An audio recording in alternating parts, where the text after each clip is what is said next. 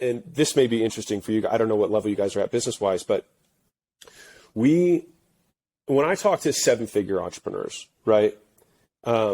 They're talking about tactics. They're talking about, hey, we did this order bump, we did this change in headline, or we switched to this new platform. It's tactical.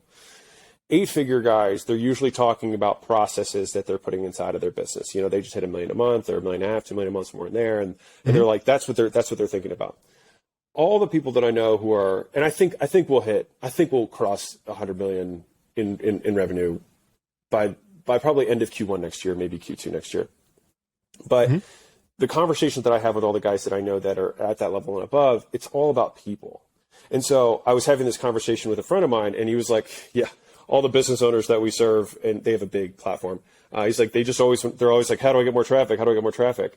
And we both were laughing, and I was like, I would just say, go hire someone who knows how to get traffic, and then do that, you know? And we both cracked up about it, but that's how I think about stuff now. And if I were to start a new endeavor, I wouldn't build a business, I would assemble a business. And so it's like, I know we need one of these, one of these, one of these. And I put it together and say, go pursue it on my behalf. Here's the incentive for everybody. And that's how the business would grow. And if it doesn't grow, then I would swap people out until it was growing. And so the thought process changed, but I think you do have to go through it. And maybe that's a belief or a story I'm telling myself. But most of the guys that I know who have achieved that did go through each of the steps so that they could cross-check and be like, I know this guy's full of it, and I know this guy knows his stuff, so that you can simply make better judgments on other human beings with decreasing error rate. You still have them, but just fewer errors. Got it. This is your question. Well, no, I do want to circle to this because I actually really need to figure out the hiring thing. But I do have one question because I agree that people need is a weird word, but I would say thrive on challenges, and if challenges are rewarding and fulfilling. Do you find that you diversify them amongst monetizable challenges and challenges that don't make money? Or do you focus mostly on challenges that make money? Because I could imagine, again, 35 million in the bank, you go, I'm going to learn to play piano. I'm going to build a homeless center that makes no money at all in Las Vegas. And I'm going to try to invent something. I'm going to do the challenge of inventing a new way to improve solar energy, and maybe it'll be $1 billion, but maybe it'll just solve global warming and I won't make any money.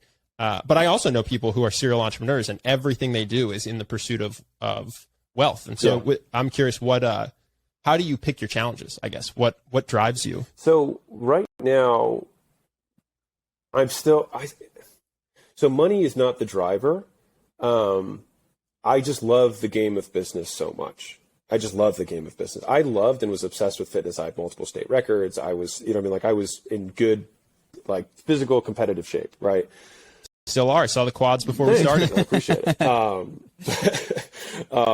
But as soon as I got into business, the love that I have for fitness just paled in comparison to just how obsessed I was, and how much I just loved spending every hour that I could. And my free time now, right now I'm going through a course on deal structure. I was like, this is great. I'm just I love it. I truly love it. And so in terms of challenges, the way that I have skinned the challenges, for me, at least in my current season, is pursuing bigger goals than I did before, monetarily, but with massive constraints. And so it's can I get to, and so right now my actual mental target is I'd like to do 100 million in profit a year. So that's my between all the portfolio companies, right? That's my next target. And so if I do 100 million in profit per year, I don't want to do that as a slave. I would like to do that as an owner advisor and working 2 to 3 days a week with them. And I say work. So for me, the work is meetings. So that's meeting with the CEOs of the companies, meeting with a handful of leadership. That's what I consider work. And then the rest of my time is, making the YouTube stuff, writing the books, making the courses that we're going to be publishing, doing podcasts like this.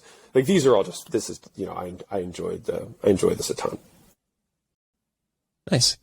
Yeah. So the reason I ask is because I could imagine people who are listening who are very enviable of your life. The fact that you are an advisor who buys businesses, who has more money than almost anybody on the planet. They want to get where you're getting, but maybe they don't feel the same way you do when they first pick up entrepreneurship. So maybe they were a great athlete who doesn't find the business books exciting, or whatever it is. Maybe they're an incredible musician who, when they try to go into the online course world, they find it a grind. Have you had any success with yourself or with other people learning to love the game? Or do you find that it's kind of like how some people like art and some people like sports, and you like it if you like it and you don't if you don't? So if business is your game, you're set up for success. And if it's not, then you don't get to be Alex Hormozi. Yeah. So first off, I just want, like, for the audience, you even saying the 35 million thing, I literally feel pangs of insecurity that it's not that much money. Just so you know. Really? I just want, like, wow. I just want to give everyone like that. Like, I'm like, my God, it's not over 100. I'm such a poor person. Like, no one even thinks I'm successful. Like, I hope no one hears this. Like, I'm just like, I can tell you the thoughts that I'm having while we're talking about this. Wow. Well, I respect your self-awareness and your willingness to share that. I'm happy to. I'll tell you all the things that are just flawed within me. But the other part, which is, if you don't inherently love the game, right? So my perspective on this has shifted, which then makes it hard for me to even talk, because then I think about some of the things I said 5 years ago, and I wish I just never said anything, but then it's like, then I wouldn't speak anymore, and then whatever. And so my viewpoint on it is that I do think that there's a lot more luck than I used to give credit for. And the luck is not from outside circumstance of like things happening and meeting people, but more luck of the initial draw of like, what were my genetics? What was the initial upbringing that I had? What were the stimuli I was exposed to? That gave me these proclivities. Because if you think about it from a large number standpoint, right? With a large enough pool of people, which most people, just about everybody is within a system where money is involved, right? And if we just said only capitalist systems, sure, there's still 1 billion plus people or 2 billion plus people that are, I guess, including India, half the world's population is in a capitalist system of some sort, right? And so with that many numbers, lots of people will work hard. But the people who have a proclivity and work hard and have some level of natural talent towards it will just excel better and faster. And so I think that most people, almost everyone can accomplish a very, very, everybody can be in the top 1%. That I believe, which means 1 to 5 million in investable assets. I believe everyone can do that in their lifespan, 100%. But most people don't have the character traits and the discipline to do that. Now, is that luck? Is that, who knows? But the question that my closest friend, Dr. Trevor Kashi, who's a scientist and studies behavior stuff all the time, he's like, is it useful to ask the question? Because it's not under our control at all.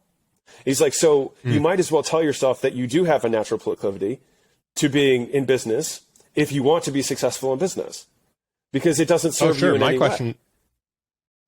Oh yeah, my question was only like, what do I do if that's? I'm just making up an example, but what do I do if I'm an incredibly talented guitarist who wants to start a business where I'm teaching people music and I've been trying for 2 years and it's just not working, and I don't think I have that proclivity. Can I acquire that? I guess. I think you could. I think you'd probably be smarter for that person to go find someone who loves that game, and then the only skill you'd have to have is how do I have the perspective from which to make a judgment that this person actually is good, and then do I have enough skill in negotiation so I can make a favorable deal for myself? And so if you can do those two things, you can be Justin Bieber, who's not a business guy, but is still extraordinarily wealthy. Eminem is not a business guy; he's still extraordinarily wealthy. So I think there's still ways to play it without necessarily having business be the game, which I find kind of interesting too, because. Hope that you guys enjoyed that clip. If you want to see more like this and have us do more podcasts, we are 100% funded by our generous patrons. And if you'd like to contribute, there's a link in the description, and we'll have one pop up on the screen right here so that we can do more podcasts where we have fun conversations and hopefully some deep ones like this. Either way, hope that you enjoyed the video, and I will see you in the next one.